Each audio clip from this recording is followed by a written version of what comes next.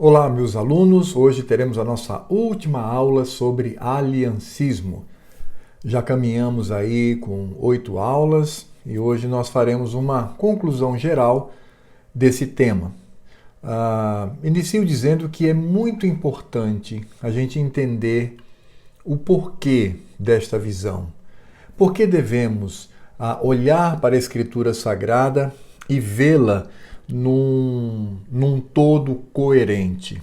Porque assim nós vamos compreender o que é a igreja hoje em dia, os sacramentos, como devemos olhar para o passado e ver a herança que recebemos e também para onde estamos indo, para a eternidade.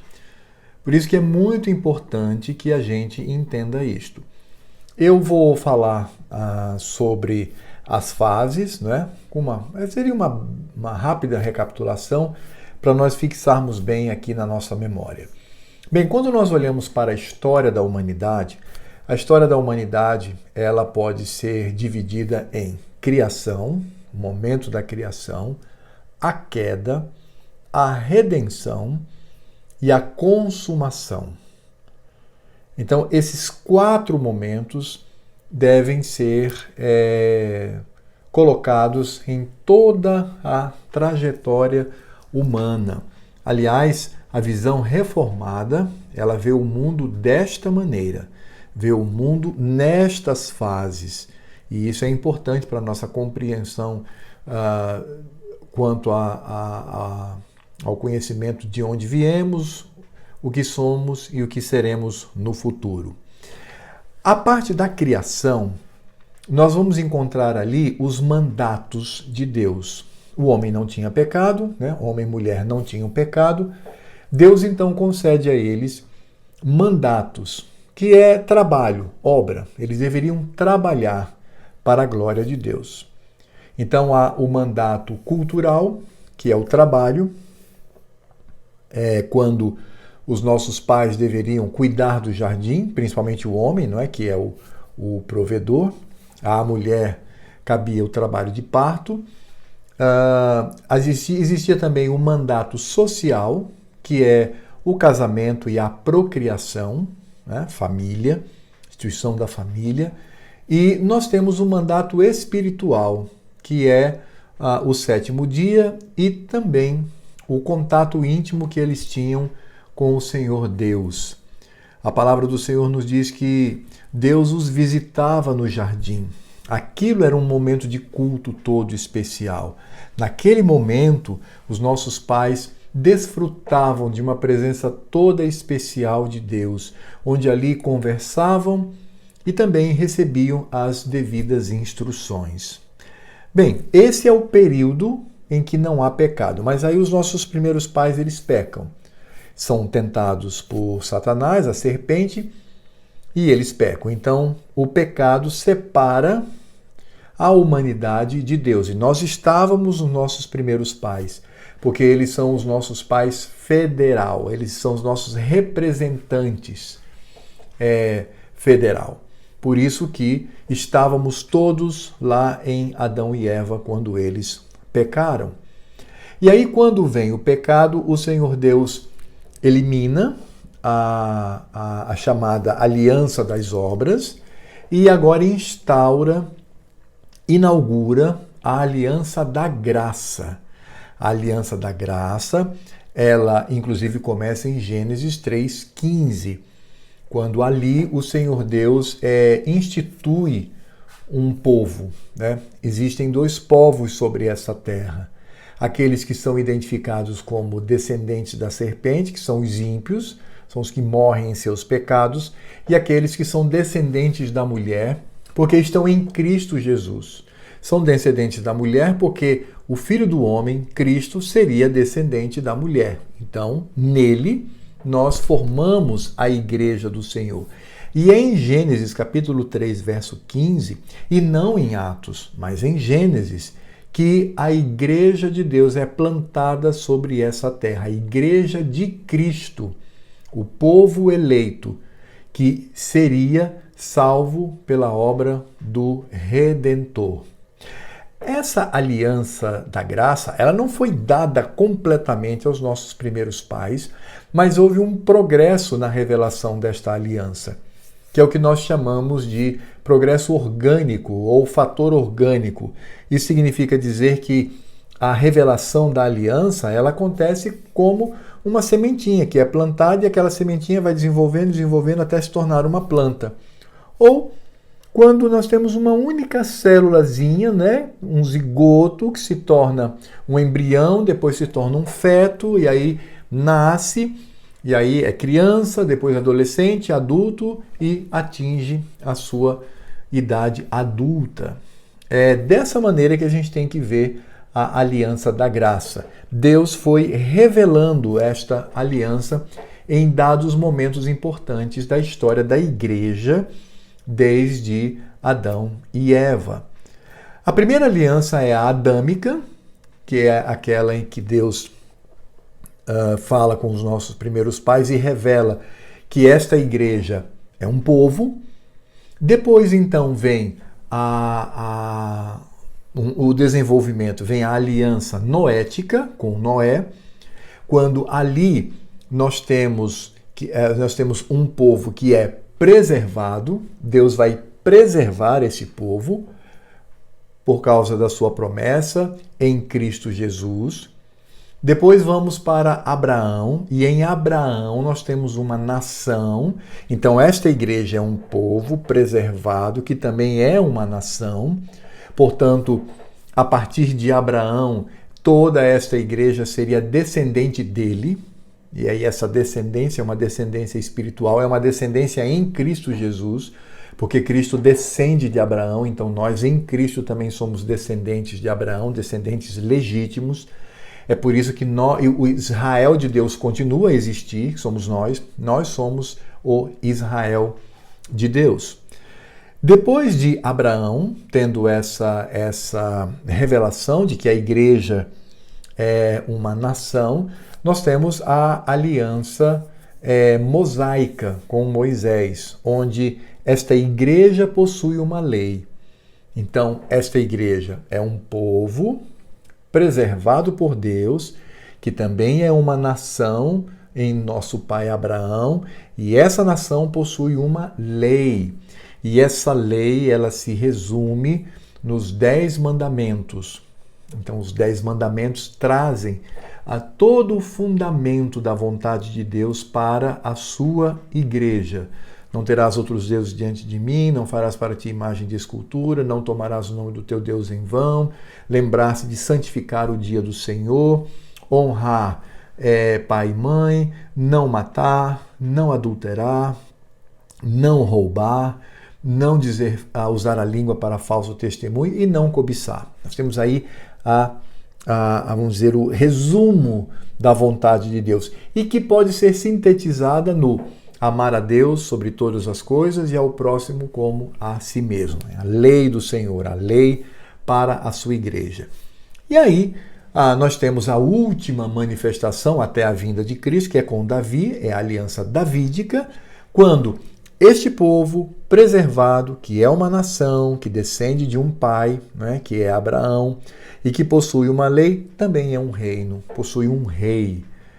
E é claro que nós sabemos quem é este rei. É Cristo. Aliás, tudo está em Cristo. Somos um povo porque estamos em Cristo Jesus. Somos preservados porque estamos em Cristo Jesus. Nós somos uma nação porque estamos em Cristo Jesus. Temos uma lei porque é a lei de Cristo para nós. E estamos num reino porque Cristo é o rei.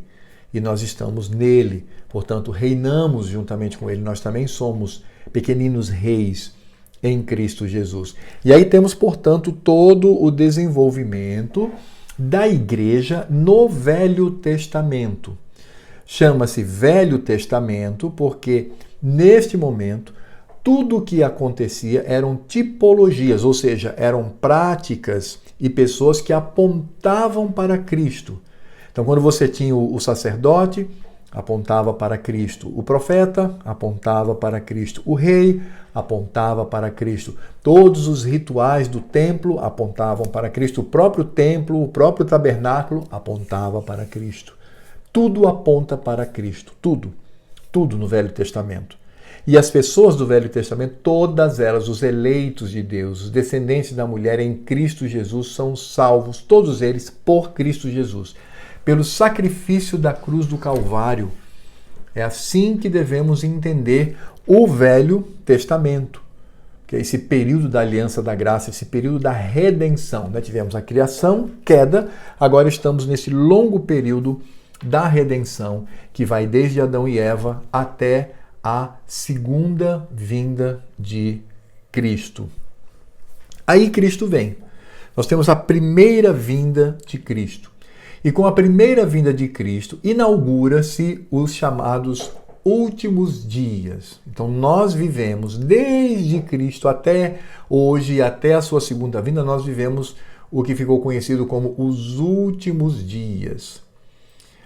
Veja que a Escritura Sagrada deixa de forma muito clara a mensagem da redenção em Cristo Jesus.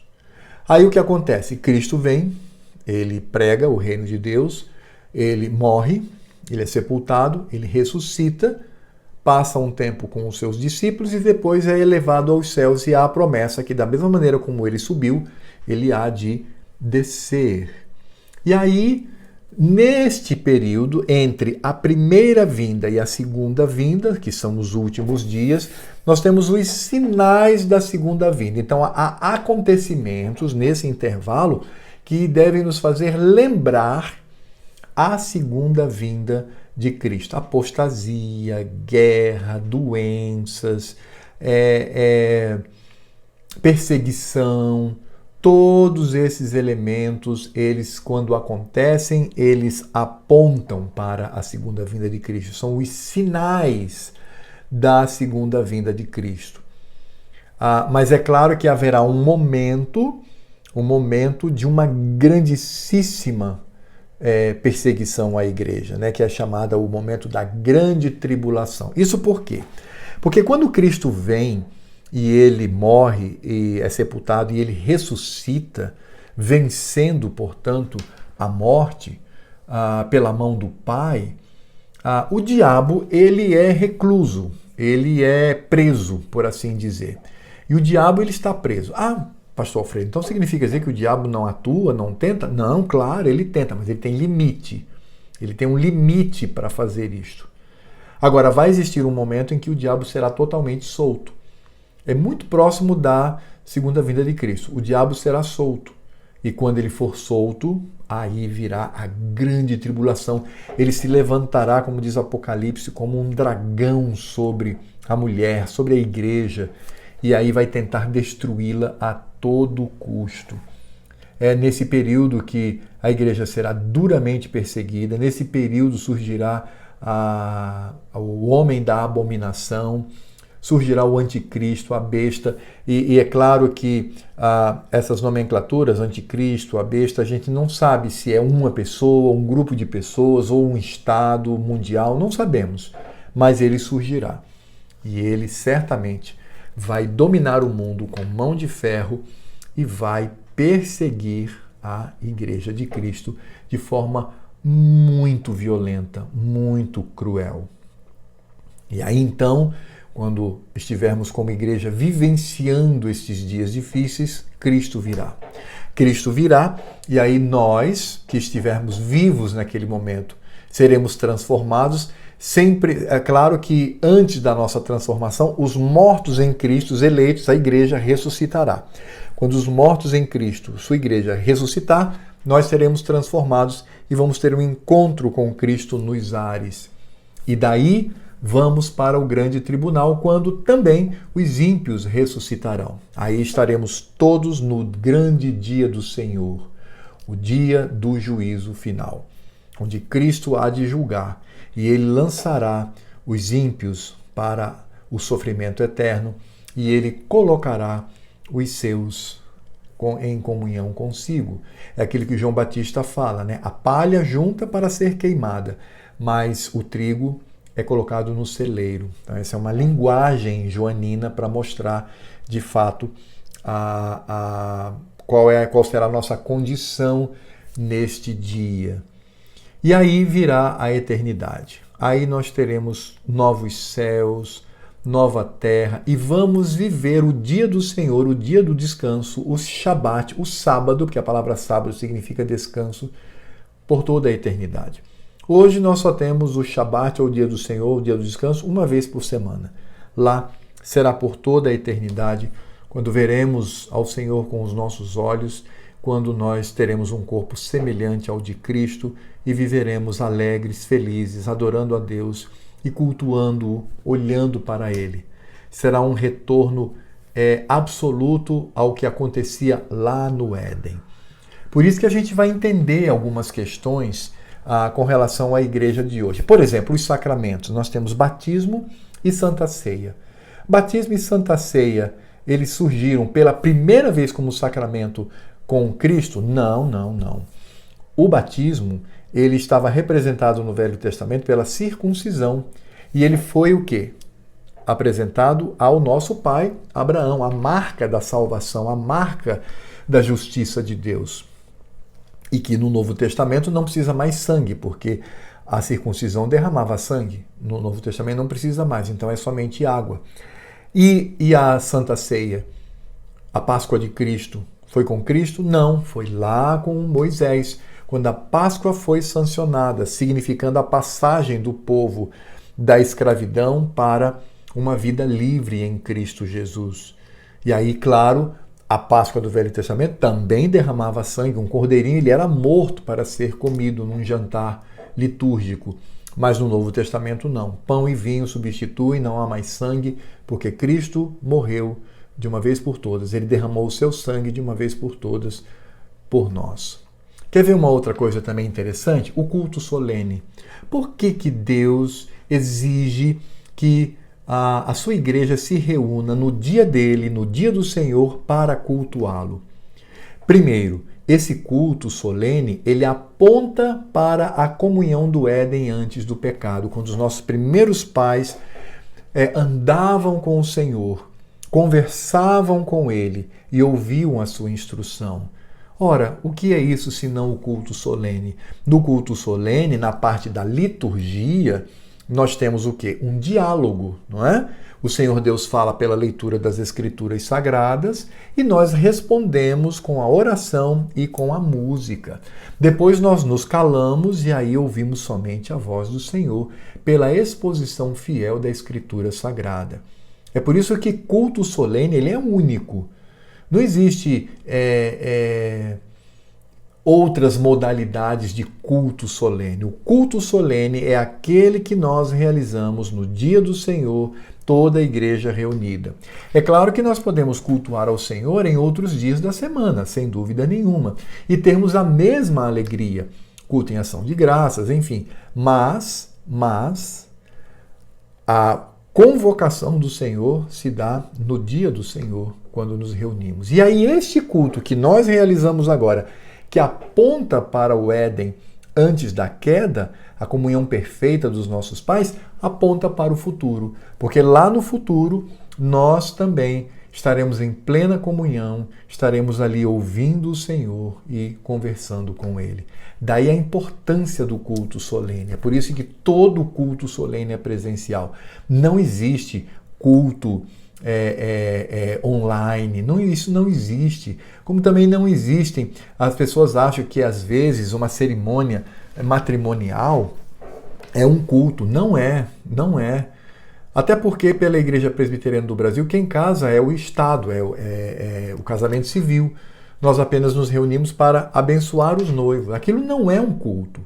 Aquilo é uma cerimônia onde nós, sim, solenemente, nós engrandecemos o nome do Senhor, ouvimos a sua voz, temos a bênção do Senhor sobre o casal, mas não é culto solene. A mesma coisa com relação a funeral. Os funerais não são culto solene, são cerimônias fúnebres. Eu não posso chamar uma cerimônia fúnebre de um culto. Não posso, está errado isso.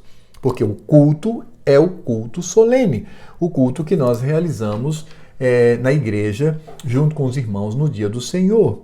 Ah, mas e o culto doméstico que nós realizamos em casa? Sim, claro que ali existe uma postura de adoração, de louvor ao Senhor, claro, e este culto doméstico, ou essa devocional doméstica, como queiram, deve acontecer, porém, não substitui o culto solene. O culto solene no dia do Senhor, quando a igreja se reúne, é único. Não significa dizer que eu não vou olhar com alegria, com solenidade, por exemplo, cultos em ação de graças, ou mesmo o culto em casa, o culto doméstico, ou também chamado devocional doméstica, até mesmo o culto que eu presto ao Senhor nas minhas devocionais individuais. Tudo isto agrada ao Senhor, possui solenidade e de fato demonstra nossa comunhão com o Senhor Deus. Mas o culto solene, por excelência, é o que acontece domingo. Como também quero deixar claro, as cerimônias matrimoniais e as cerimônias fúnebres não são culto de jeito nenhum. Nem se podem ser comparados a culto doméstico, por exemplo, ou a cultos de ação de graças realizados em outros dias. Não são. São cerimônias. Cerimônias onde nós clamamos a bênção do Senhor sobre a vida do casal, ou quando nós louvamos a Deus pela vida daquele que se foi. Apenas isso. Nada mais. E uma última coisa que eu quero colocar para vocês é uma expressão de João, quando ele diz na sua primeira carta sobre o já e o ainda não. O que significa isso? Significa dizer que, como igreja, nós já vivemos a comunhão com o Senhor Deus, já desfrutamos deste envolvimento por meio de Cristo e com Cristo, mas ainda não completamente, porque isso será completo lá na eternidade. Então nós vivemos o já, mas o ainda não. O já porque já estamos em Cristo, mas o ainda não porque não de forma completa. Teremos isso na eternidade. Bem, eu gostaria agora de colocar rapidamente este gráfico, dê uma olhada aí. Este gráfico que nós trabalhamos ao longo de todas as nossas aulas, e eu vou fatiar para mostrar os pontos que eu coloquei para vocês. Primeiro, a criação, tá aí. Aí nós temos o mandato social, o mandato cultural, o mandato espiritual, estão na cor laranja. E temos a setinha laranja aí que fala sobre a aliança dos mandatos e a aliança das obras, porque de fato, nossos primeiros pais, eles não tinham pecado, então Deus sanciona um pacto, um acordo com eles de trabalho, mandato social, cultural e espiritual. Ou seja, família e filhos, trabalho e propriedade e culto ao Senhor. Aí vem a queda, aí na queda nós temos a parte do Velho Testamento, da igreja no Velho Testamento. São os dias que antecederam a vinda do Messias. E aí temos tipos de Cristos e profecias messiânicas. E nós temos também a redenção, né? Porque a aliança da graça está ali, sem dúvida nenhuma. Aí temos, como nós já vimos, a aliança adâmica, a aliança noética, a aliança abraâmica, a aliança mosaica e a aliança davídica. Então, podemos resumir dizendo, né? A igreja de Cristo, já no Velho Testamento, é um povo preservado, um povo que também é uma nação. Essa nação possui uma lei, e essa nação que possui uma lei é um reino, cujo rei é o Senhor Jesus. Aí temos a primeira vinda de Cristo, não é? Aí passamos a viver o já, né? Aquilo que eu falei, já e o ainda não. Passamos a viver o já. É a igreja no Novo Testamento e na era presente. E aí, com a vinda de Cristo, com a primeira vinda de Cristo, nós temos a escatologia, que são a doutrina das últimas coisas, a escatologia inaugurada. Então, são os últimos dias. Nesses últimos dias, nós temos os sinais da segunda vinda de Cristo, não é? Nesse período, vivemos o milênio, está claro isso, não é? O milênio não é uma coisa que vai acontecer no futuro, mas já acontece hoje, sobretudo com relação à igreja triunfante que está no céu está a igreja triunfante, e aqui na terra a igreja militante que ainda está batalhando. Todo o milênio nesses últimos dias, né? Os últimos dias vão desde a primeira vinda de Cristo até a segunda vinda de Cristo. No finalzinho dos últimos dias, temos a soltura de Satanás, que foi preso com a obra vicária de Cristo na cruz do Calvário, e temos aí a grande tribulação, uma grande perseguição contra a igreja. Aí temos a segunda vinda. Quando temos a segunda vinda, aí nós temos a escatologia futura. Nós temos não mais os últimos dias, mas o último dia, o grande dia do Senhor, o dia do grande julgamento, onde nós temos a parousia, que significa a vinda visível de Cristo, todo olho verá, a ressurreição dos justos, a transformação dos vivos. Aí temos a igreja sendo levada até Cristo para o encontro nos ares.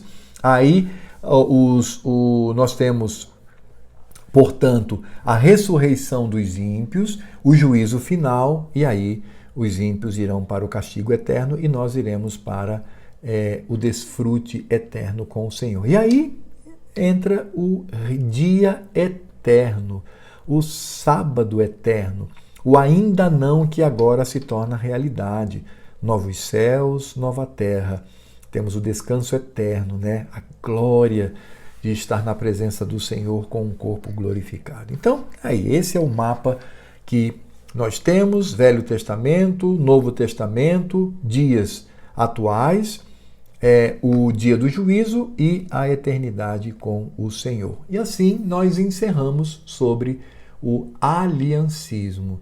E eu espero de coração que você tenha compreendido. Se você tiver ainda alguma dúvida, volta às aulas passadas, dê uma olhadinha, veja o que ficou ali em dúvida e que você possa crescer mais e mais nessa doutrina, a doutrina aliancista, que fala que o relacionamento do Senhor com a sua igreja se dá por meio do pacto. É como está em Jeremias 30, 22. Vós sereis o meu povo, eu serei o vosso Deus. Um grande abraço a todos, foi muito bom estar com vocês nessa jornada e eu espero que cada um cresça mais e mais no conhecimento e na graça de Cristo e que Ele nos abençoe.